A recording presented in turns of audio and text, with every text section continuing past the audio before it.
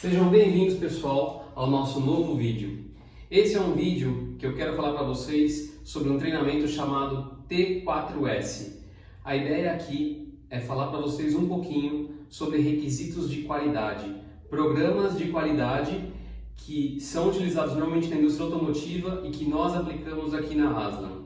Para quem não me conhece, eu sou o Daniel Biagio, sou engenheiro de formação, pós-graduado em marketing e fundador e sócio da empresa Aslan Aplicações Especiais, empresa focada em importação, exportação, desenvolvimento de autopeças e distribuição de autopeças. Vamos começar um vídeo novo, vamos começar um novo projeto aqui dentro do nosso canal, onde nós vamos passar conhecimento. Eu vou tentar passar todo o conhecimento que eu tenho para vocês, não em forma de formação, mas em forma de informação, para que eu possa passar para vocês tudo aquilo que eu carreguei de bagagem desde o dia em que eu comecei a minha formação acadêmica até os dias de hoje, e eu venho aprendendo cotidianamente com fornecedores, com parceiros, e eu quero passar isso para vocês. Eu acho que chegou o momento de compartilhar um pouquinho das informações técnicas que eu obtive durante o tempo de minha formação, durante o tempo de aprendizado nas empresas que eu trabalhei e também com todo o aprendizado que eu tive aqui na Aslan para vocês. Então vamos lá. Esse treinamento vai se chamar T4S. Por que ele vai chamar T4S? É um treinamento em 4 semanas. Eu vou passar um vídeo por semana durante 4 semanas para vocês. Eu não quero ser um professor, eu não quero ser nenhum guru. A ideia aqui é simplesmente transferir conhecimento, tá? O meu conhecimento não é o mais profundo, até porque se eu fosse falar de conceitos de qualidade aqui com vocês, de uma forma mais aprofundada, eu demoraria meses. Eu teria que fazer um curso técnico para passar para vocês todas as informações sobre os requisitos de qualidade.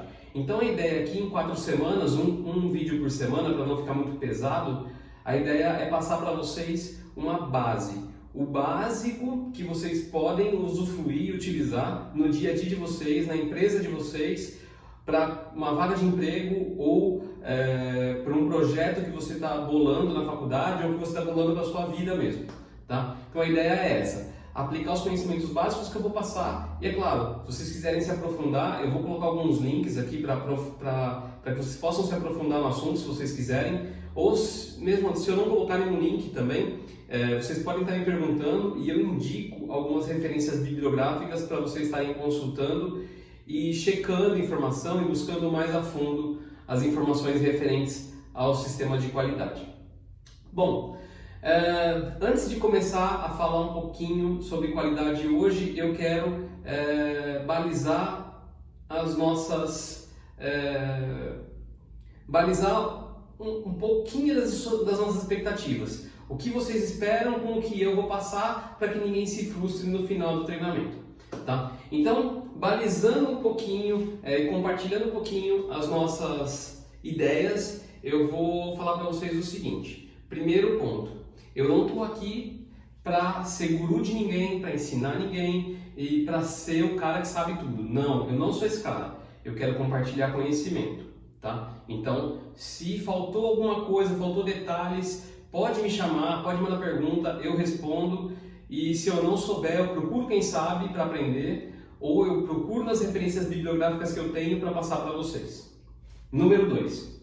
O treinamento é extremamente curto, são apenas 4 vídeos. Então não esperem que eu vou passar todo o conhecimento de qualidade que existe, porque eu não tenho esse conhecimento para passar. Tá? Obviamente, existem profissionais mais qualificados do que eu para passar esse tipo de conhecimento mais a fundo, mas eu quero compartilhar para vocês o básico para que vocês possam conhecer um pouquinho do sistema de qualidade.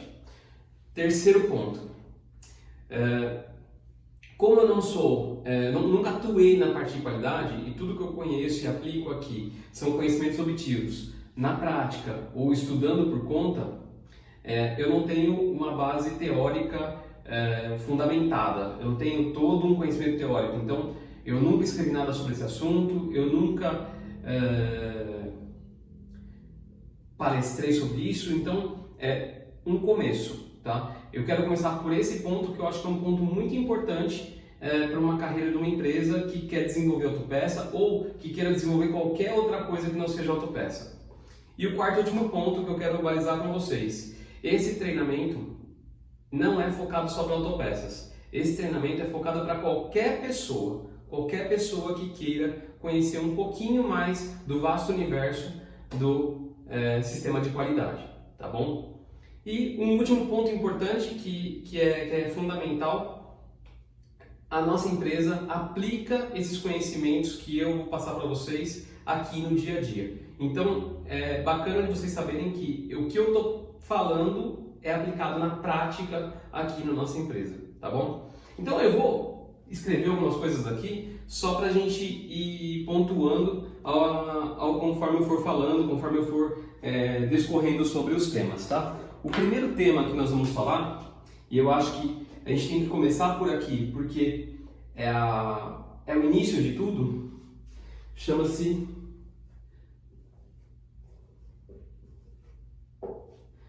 PPAP ou PIPAP. Eu vou passar algumas siglas para vocês durante esse treinamento. Não precisa decorar as siglas, mas elas são importantes porque vocês vão se deparar com essas siglas na vida profissional de vocês, porque se vocês estiverem no segmento automotivo, com certeza já se depararam, e se não tiverem no segmento automotivo, vão se deparar provavelmente porque são siglas que estão migrando da indústria automobilística para outros segmentos também, devido à sua eficácia, devido à sua importante função no processo de desenvolvimento de um produto, tá bom? Então, PPAP ou PIPAP, eu vou falar o que significa isso em português, é processo de aprovação de peça de produção, ou seja, é um processo para aprovar uma peça que a gente quer colocar em produção. É um procedimento que nós vamos aplicar em uma peça que nós queremos produzir, tá? Para quem tem um pouquinho mais de curiosidade, o que significa isso aqui, ela vem do inglês, tá? Production Part Approval Process. Production Part Approval Process, tá bom? Essa é o significado dessa sigla, tá? E dentro do PIPAP tem algumas outras siglas que eu vou passando agora, que vai ser o FENEA e o APQP. Tá? Essas são as três siglas que nós vamos falar hoje. Nós vamos falar de PIPAP, vamos falar de FENEA, vamos falar de APQP, tá bom? Então, galera, vamos começar pelo PIPAP. Qual é o objetivo de fazer um PIPAP? Eu não sei se eu estou ficando bem na câmera, que acho que eu vou mudar de lado aqui para cá. Vai ficar melhor. Isso. Qual que é o objetivo do PIPAP? O objetivo é identificar, neutralizar, equalizar e qualificar fatos que possam alterar as especificações das peças que nós vamos produzir, tá bom? Então, o que é isso que eu falei? Na verdade, aqui nós vamos checar possíveis falhas no processo. Por exemplo, deixa eu anotar aqui, falhas no processo. Checar falhas no processo. Tá? Então, vou até trocar de cor aqui para falar um pouquinho de cada coisa. Por exemplo, desgaste de ferramental, mudança de temperatura na hora da produção. Muitas das peças que nós desenvolvemos aqui na Aslan são peças usinadas. E como vocês sabem, ou como vocês vão descobrir agora, dentro do universo da mecânica, e eu não sou engenheiro mecânico, eu sou engenheiro eletricista, como eu comentei no começo, dentro do universo da mecânica, muitas coisas podem interferir no processo de produção. A temperatura é uma delas, porque o material ele sofre modificações dimensional conforme a variação de temperatura. Se tiver muito calor, o material tende a se expandir, a medida é uma. Se fizer muito frio, o material tende a se encolher e a temperatura é outra. Daniel, mas tudo isso depende da exigência que nós temos na peça. Depende do nível de exigência que nós vamos colocar no PIPAP. Então tudo isso vai fazer diferença na hora de escolher um fornecedor para produzir a peça ou na hora de escolher a máquina que vai produzir aquela peça. Por exemplo, se nós temos uma tolerância de usinagem de 1/100º, por exemplo, nós temos que usinar ela numa sala climatizada.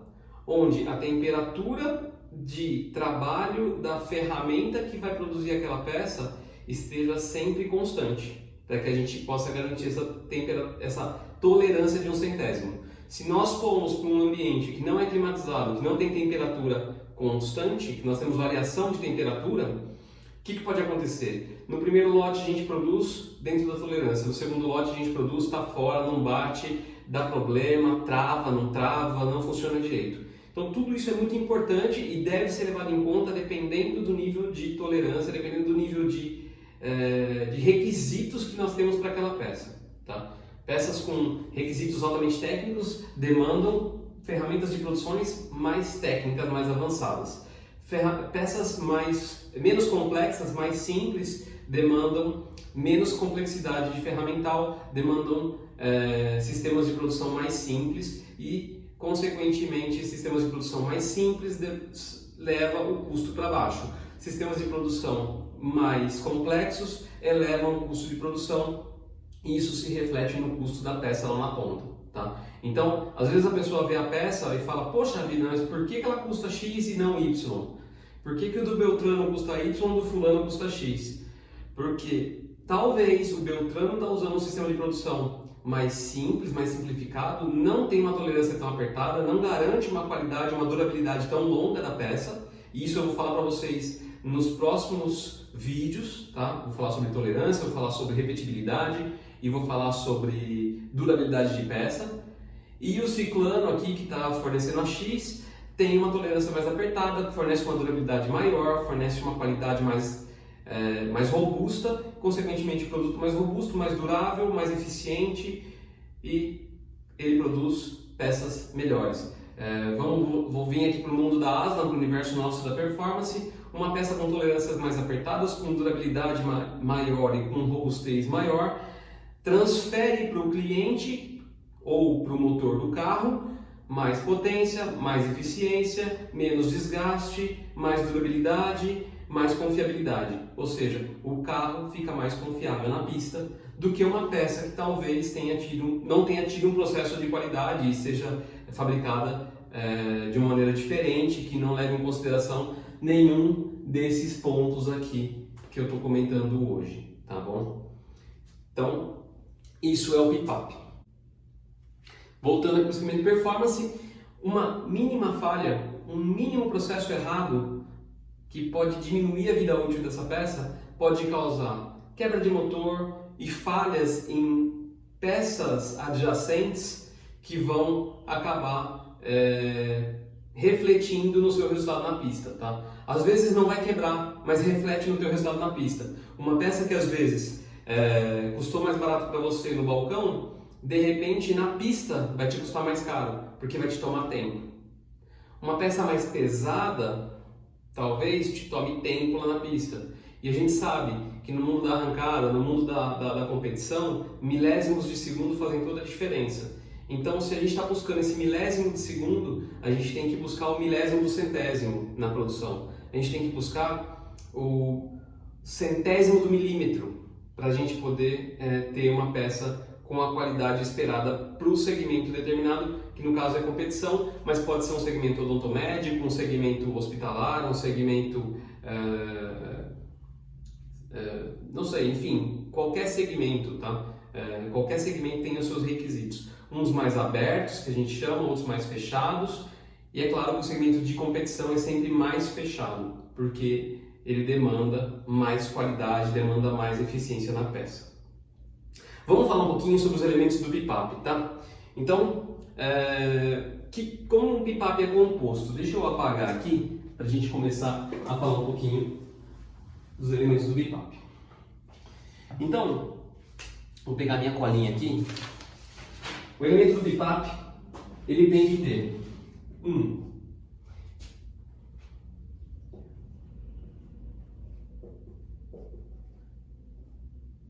registro de design. O que é isso aqui? É um desenho. Tá? Então, para a gente começar, a gente tem que ter um desenho. Não precisa, nesse momento aqui, ser um desenho de produção. Nesse momento aqui, a gente está buscando um desenho técnico.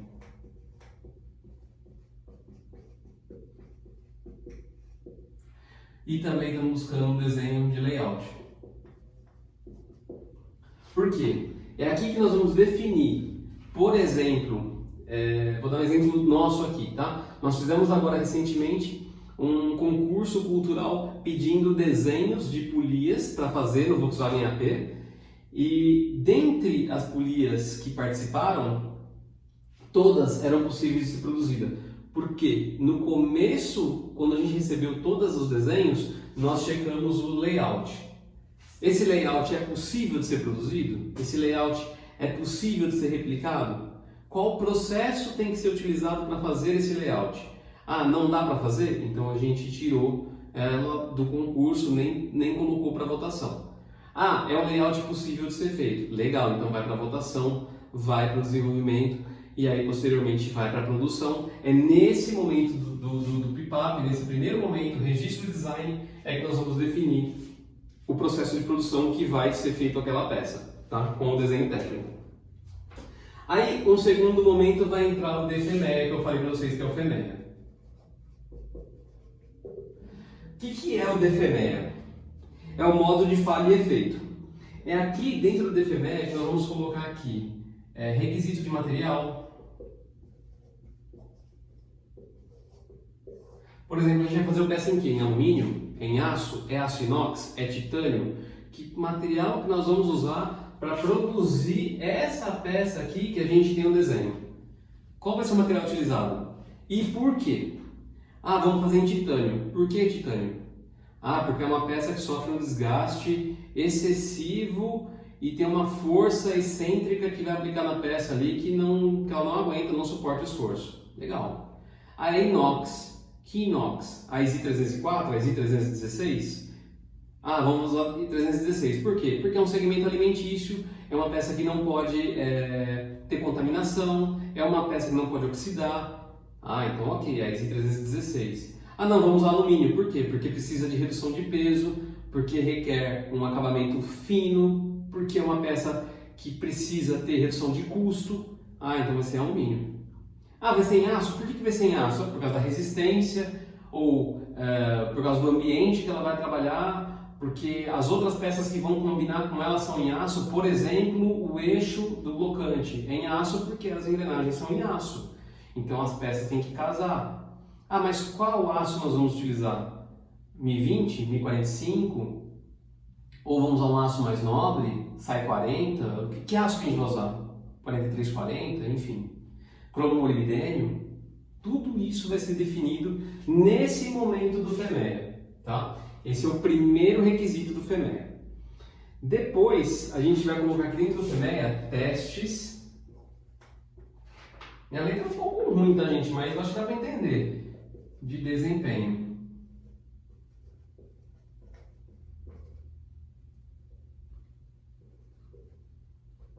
Beleza. Teste de desempenho. É aqui que a gente vai fazer o primeiro protótipo, o primeiro mockup para testar o produto, seja em bancada, seja na aplicação final, seja num veículo, ou seja no laboratório, ou seja em testes específicos. Por exemplo, salt spray, que é névoa salina. Vamos testar o produto em névoa salina, ver quanto tempo ele demora para oxidar. Vamos testar o produto em imersão, ver se ele tem vazamento. Ah, vamos testar o produto em imersão a gasolina, para ver se ele é corroído, se ele é atacado pela gasolina. Ah não, vamos testar a imersão no álcool, para ver se ele é atacado pelo álcool. Enfim, é aqui que nós vamos fazer os diversos testes de desempenho. Tá? É aqui, por exemplo, que a gente fez o teste com os nossos filtros de combustível, deixando eles trabalhando com metanol, com gasolina, com álcool, com nitrometano, para ver se ele sofreu algum tipo de ataque químico. É aqui, por exemplo, que nós damos testes de salt spray com algumas peças de aço que nós fabricamos para um outro segmento que não é automotivo. Tá? Então, todos esses projetos, todos esses produtos que nós desenvolvemos passam por esse requisito de material e teste de desempenho que faz parte do FEMEA. Tá bom?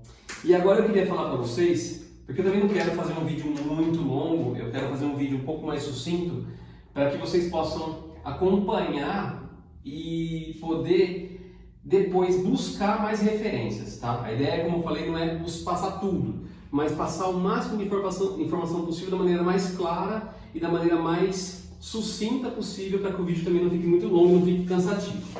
Agora vamos para um outro ponto aqui. A gente falou do FEMEA.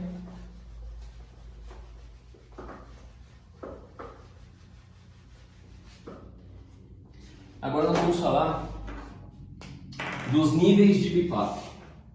Porque o BIPAP também tem níveis. O que é um BIPAP nível 1?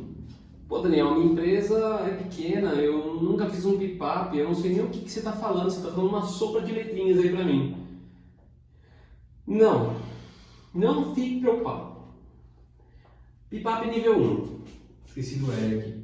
Nível 1.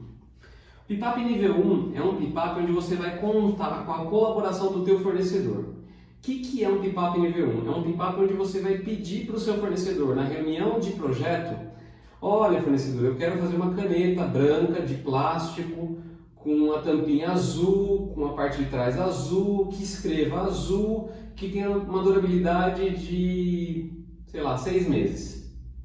Escrevendo 24 horas por dia. Legal. Esse é um requisito. Você está pedindo para o teu fornecedor esses requisitos e o teu fornecedor vai te devolver com as especificações. Esse é o BIPAP nível 1, porque você não sabe exatamente o que você precisa, mas você sabe o que você quer.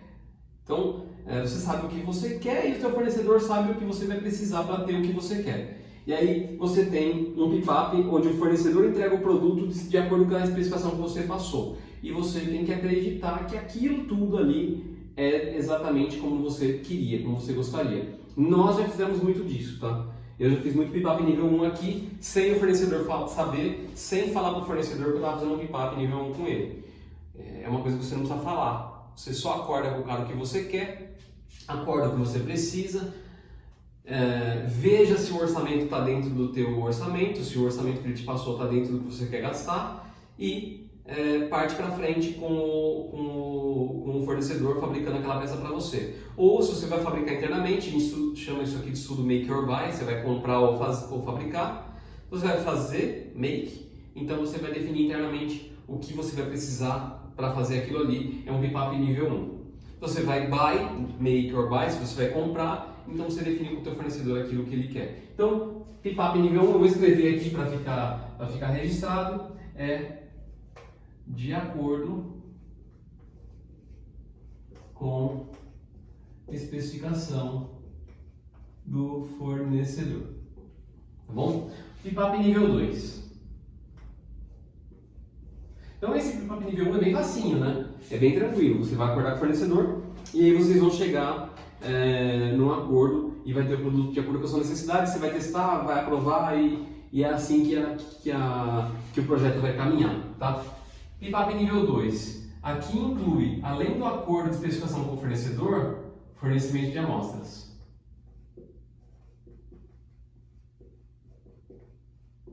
Aqui a coisa começa a mudar de figura.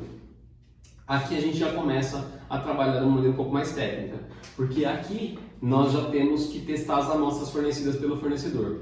Muitas vezes essas amostras são compradas, outras vezes, dependendo do volume ou do acordo que você tem com o fornecedor, as amostras são fornecidas em caráter de cortesia para teste, mas enfim, depende do que você tem com o teu fornecedor, você vai caminhar com essas amostras. E agora é o momento de testar. E aqui você vai definir se você vai testar no carro, na geladeira, não, você vai testar no ambiente cirúrgico. Claro que não, tá? Porque não é o momento de fazer isso. Eu acho que eu tenho que falar aqui também porque nós temos que testar essas primeiras amostras em laboratório, é o melhor caminho. Claro, se você tem um carro para testar, testa, mas em ambiente controlado. Não vai sair testando na pista de arrancada porque é uma peça de teste. Tá? E tem que deixar claro para quem está testando que ele está fazendo um teste numa peça. Isso é muito importante.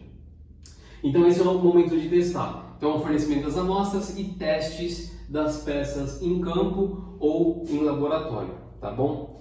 Aí, esse é o BIPAP nível 2. Nível 3. Esse aqui é o mais comum, tá, gente? Esse é o BIPAP mais comum e é o BIPAP que nós utilizamos aqui na Amazon. Ele inclui especificações dos fornecedores, fornecimento de amostras, mais dados técnicos.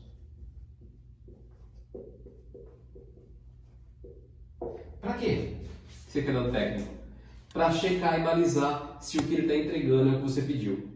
Então, se você pediu para o teu fornecedor 10 canetas dessa aqui como amostra, você tem que pedir para ele também o desenho que ele utilizou para a fabricação, você tem que pedir para ele a especificação que ele utilizou, porque você vai comprovar se aquilo é aquilo mesmo. Então você não vai mais só testar a amostra no laboratório, você vai testar a amostra no laboratório, você vai medir essa peça na metrologia para ver se está dentro do que você especificou, você vai verificar se esse plástico da caneta é o plástico que você especificou, se não tem um plástico diferente aqui, se é um plástico, por exemplo, um poliacetal, se não tem PBT misturado, se não tem um outro tipo de plástico reciclado misturado, se ele realmente é um plástico POM virgem, um poliacetal virgem, se o comprimento está ok dentro da especificação, se ela realmente escreve 24 horas durante 6 meses, então você vai colocar a caneta à prova para ver se ela vai realmente cumprir o combinado. E, enfim, você vai fazer todos os cheques. Então no nível 1 você acredita no fornecedor, no nível 2 você acredita no fornecedor e pede a amostra para testar, no nível 3 você acredita no fornecedor, pede a amostra para testar e verifica se tudo que o fornecedor passou para você está sendo cumprido na amostra que você recebeu, tá bom? Esse é o terceiro nível de PIPAP, é o PIPAP que nós utilizamos aqui e é o PIPAP mais utilizado no segmento automobilístico, tá? É o PIPAP mais utilizado pelas montadoras, pelos tiers que fabricam peças para veículos originais. Número 4. Esse aqui quase não é utilizado. Eu mesmo nunca utilizei um PIPAP nível 4, em toda a minha vida eu nunca vi um PIPAP nível 4, mas é um PIPAP que inclui, além de tudo que está acima, um requisito do cliente. Por exemplo, se uma empresa me pede um eixo para fazer não sei, qualquer coisa. Um eixo. A empresa me pediu um eixo, tá? Então a empresa me pediu um eixo, ela me pediu um eixo com aço inox 316, me pediu que ele fosse retificado, me pediu que ele fosse com dimensional XYZ e me pediu que tivesse uma porca e o torque de aperto dessa porca fosse tantas libras ou tantos quilogramas ou tantos newtons por metro.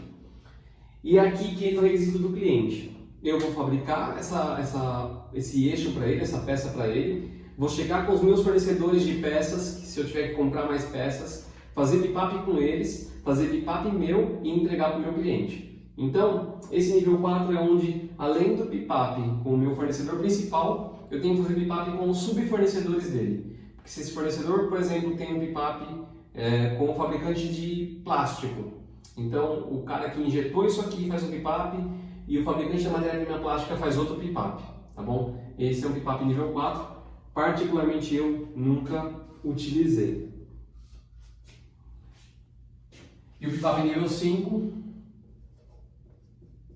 esse sim muito importante, porque ele precisa acordar as especificações do fornecedor, fornecer amostras, dados técnicos e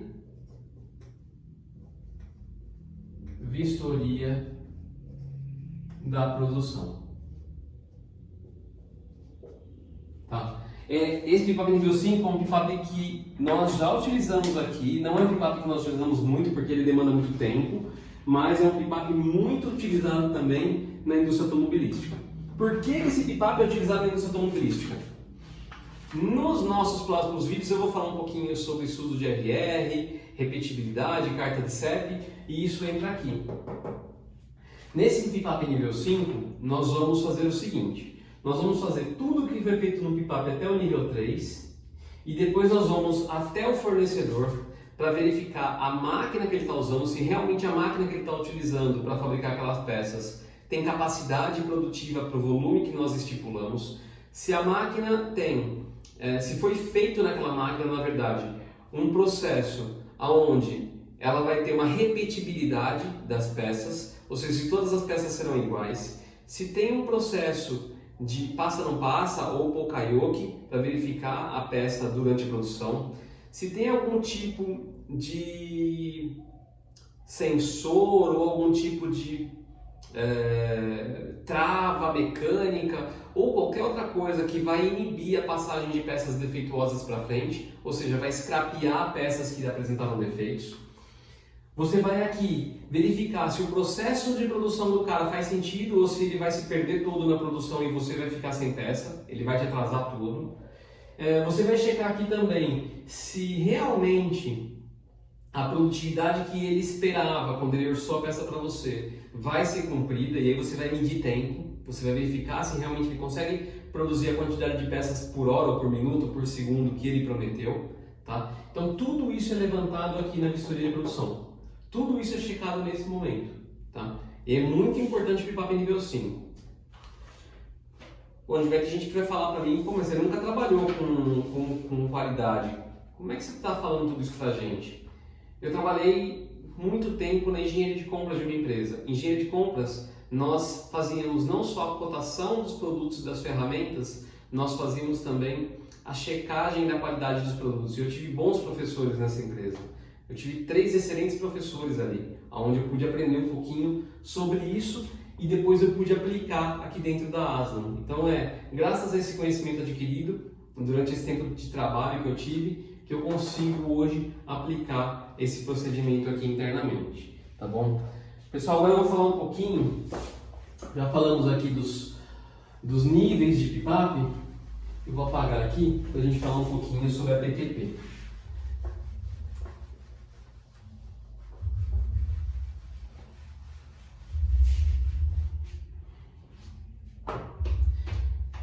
Então a PQP, deixa eu marcar aqui.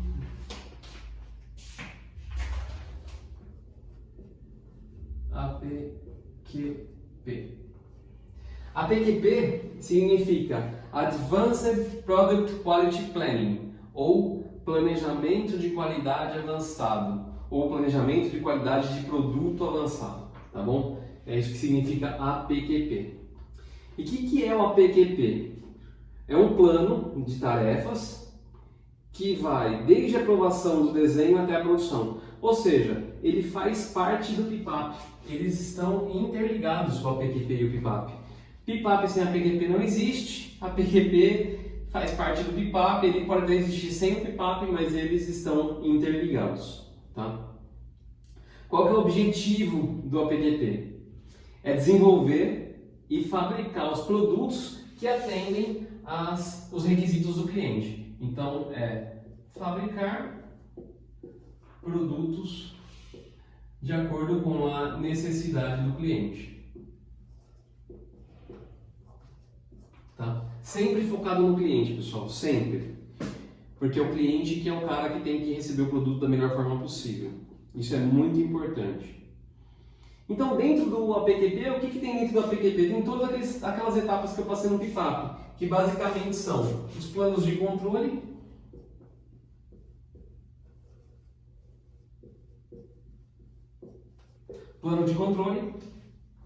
prototipia, que são os protótipos, as amostras, especificação do material, que eu falei lá no começo, que é onde a gente vai definir, definir requisitos de equipamento de produção, se essa peça vai ser feita num torno, numa fresa, numa injeção plástica, se essa peça vai ser feita numa sinterização, se ela vai ser feita fundida, forjada, se é fundida, é microfundida, não é microfundida, é fundida por derramamento ou é sob pressão? Ah, não, é a vácuo. Então tudo isso é o que vai ser definido no APQP, tá? Então é a definição do processo produtivo. Tá? Inclusive, é aí, nesse momento do APQP, que a gente também faz a revisão do projeto. Que às vezes a gente tem um desenho, o desenho não pode ser produzido, não dá para produzir aquele desenho, então nós partimos para a revisão do projeto e é nesse momento que a gente faz a revisão. Revisão do projeto. Tá? Beleza.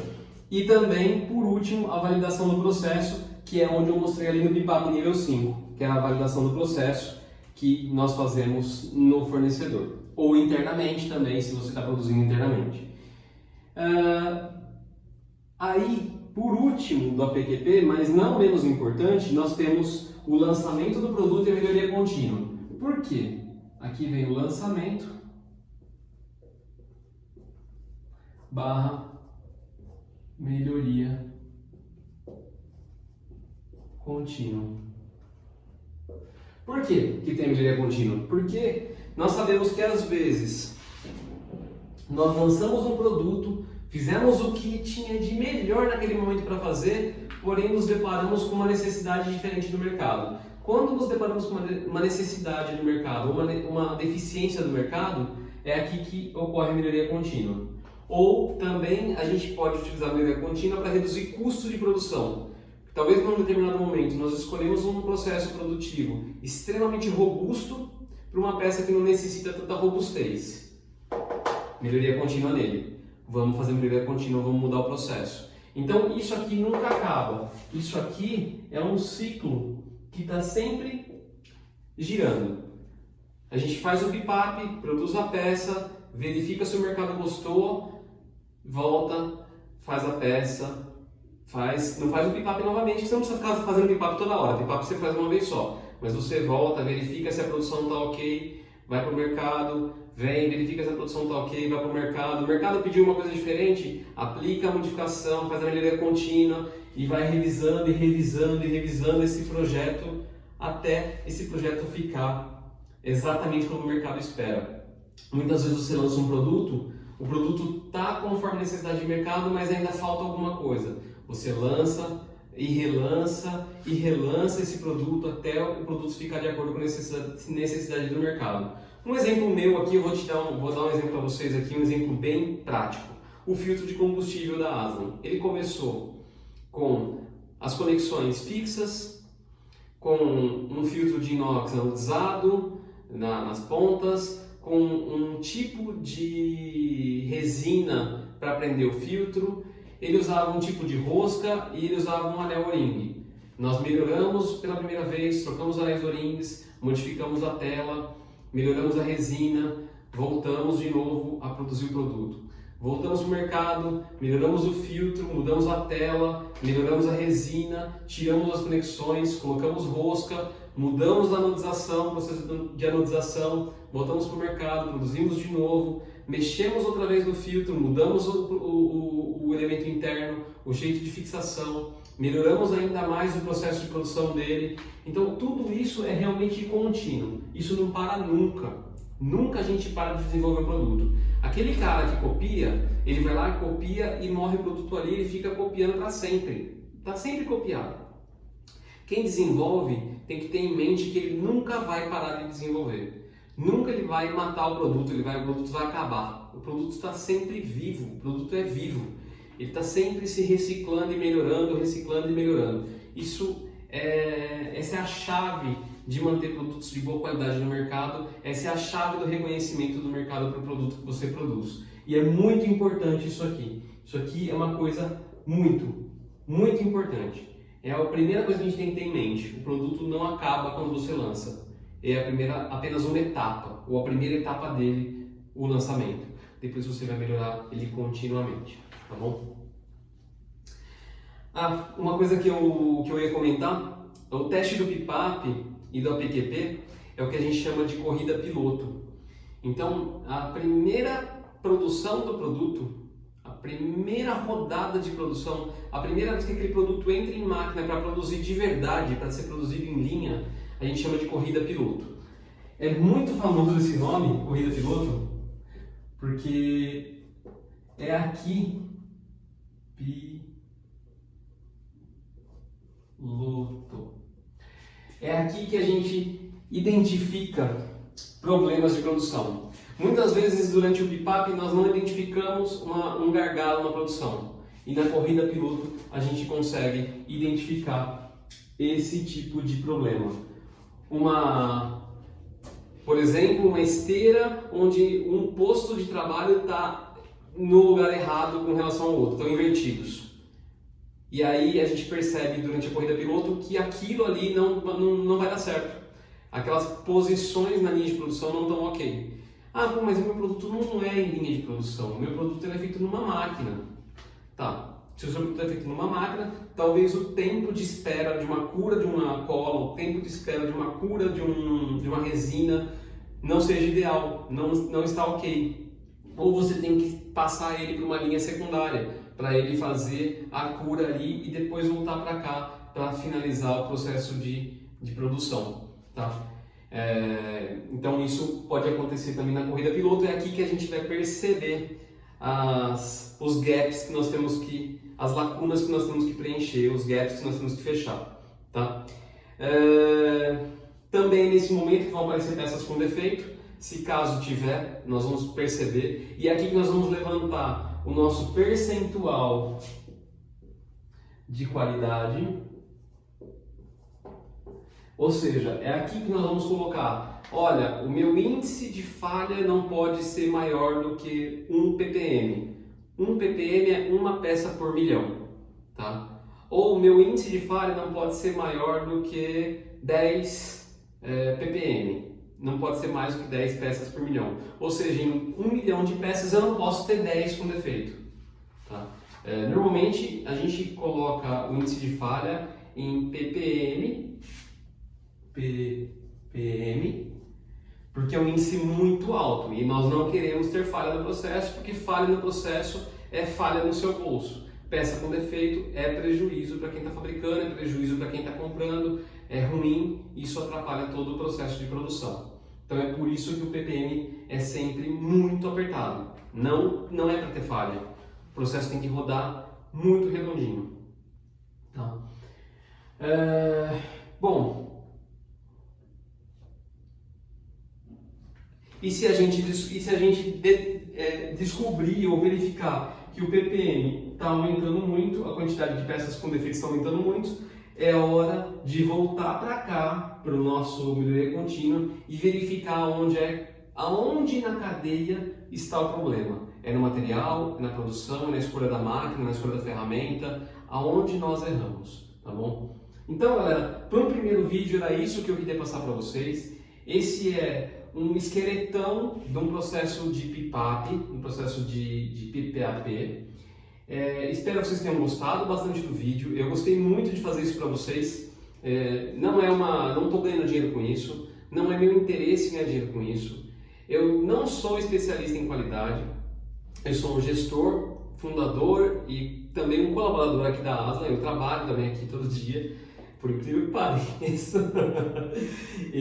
Então, eu quero passar para vocês isso como forma de dividir com vocês um pouco de conhecimento que eu tenho. Tá? E eu quero fazer isso mais vezes. Eu acho que é muito gratificante poder dividir com vocês um pouco de conhecimento. Ah, mas eu não vou usar isso para nada. Tá, tudo bem, não tem problema se você não usa isso para nada. Não tem problema se você não gosta da área de qualidade. Não tem problema se você não pretende usar isso. Mas amanhã depois, alguém te fala alguma coisa de qualidade, você tem pelo menos uma base, você sabe pelo menos do que essa pessoa está falando. E se você também é jovem e está buscando o mercado de trabalho, é legal você conhecer um pouquinho do mercado de trabalho da área de qualidade.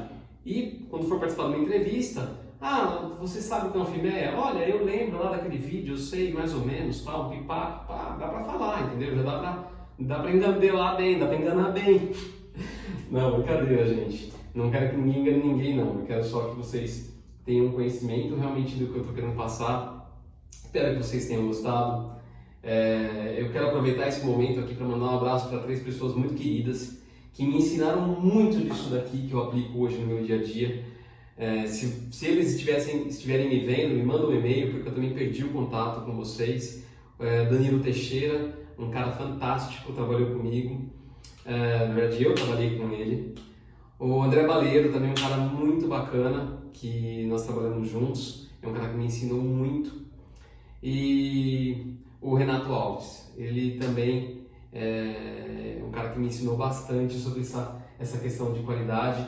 Ele trabalhamos juntos também, o Renato, eu, o Danilo e o André.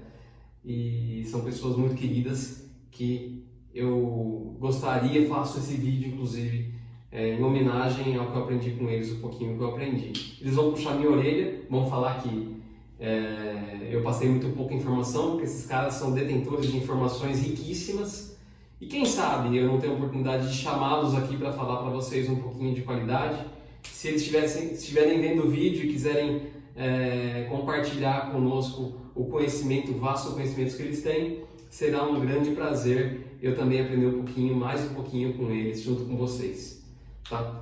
Bom, galera, então eu vou ficando por aqui. Até o próximo vídeo. Semana que vem eu subo outro vídeo onde nós vamos falar de outros processos de qualidade. Como eu falei para vocês, T4S, 4 semanas falando sobre qualidade aqui na Aslan. Tá bom?